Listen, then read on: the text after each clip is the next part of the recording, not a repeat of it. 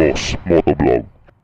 Kung nagbabalak kang kumuha ng Honda Click 125 ngayong taon na to ay magandang balita dahil dalawang kulay na bago ang ipapakita ko ngayong araw na ito. Meron pang mga ibang kulay na magaganda akong nakita pero ngayon dalawa lang muna. So itong gray na may kakaibang lining with touch of yellow, itong nasa harapan natin ngayon. Nagbigay ng lalo pang appeal at dating dito sa Honda Click 125 na legendary na nga. At tinaob nito yung namamayagpag dati na legendary Mio. Sa ngayon po halos wala na pong masyadong benta ang Mio. Ito na pong namamayagpag sa kalsada ngayon, ang Honda Click 125 ng Honda. Dahil nga ito yung patok sa mga Pinoy, ito yung nagustuhan ng Pinoy at ito yung hinahanap ng Pinoy sa isang scooter na 125cc liquid cooled na kayang sumipa ng mga around 11 horsepower. Hindi sumabay ang Mio i125 sa ganitong trend o gusto ng mga Pinoy, kaya nga naman medyo napag-iwanan na ang Mio.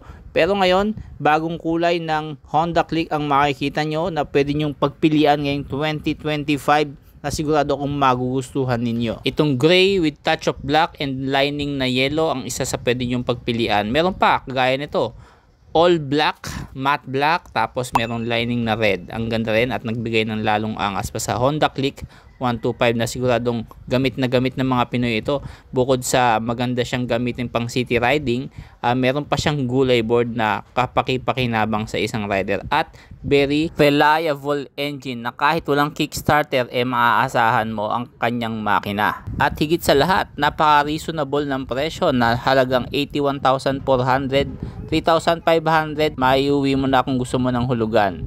Yan lang pong ida-down payment mo dito. Dahil kahit saan ka tumingin sa Pilipinas, Honda Click ang makikita mo, wala kang problema sa after sales support. Kahit sa labas ng kasa makakakuha ka ng piyesa nito dahil nga sa dami at naglipa na ito. Pagka ganito ang klase ng motorsiklo na nakikita mo sa kalsada, kayang tumagal nito ng mga 20 years kung mapapanatili nila yung kagandahan at tindig nitong Honda Click na nagmamatter sa Pinoy. Yung tindig, forma, angas at reliability ng makina, yan po talaga ang pinipili ng mga Filipino rider. At isang uri ng motorsiklo o kahit scooter pa kung tawagin, yan po ay may hahanulin tulad sa isang iconic. Kumbaga may pangalan, tumatak na sa mga Filipino rider. Parang XRM 125 hanggang ngayon makikita mo pa rin. Kahit 20 years na po siyang nakakaraan nandito sa Pilipinas, hindi po rin nawawala po yung XRM 125. Dahil sa forma, reliability at syempre sa pabago-bagong panahon kayang sumabay sa nag-iiba-ibang hilig ng tao ang klase ng motor. Kagaya nitong Click 125 ng Honda.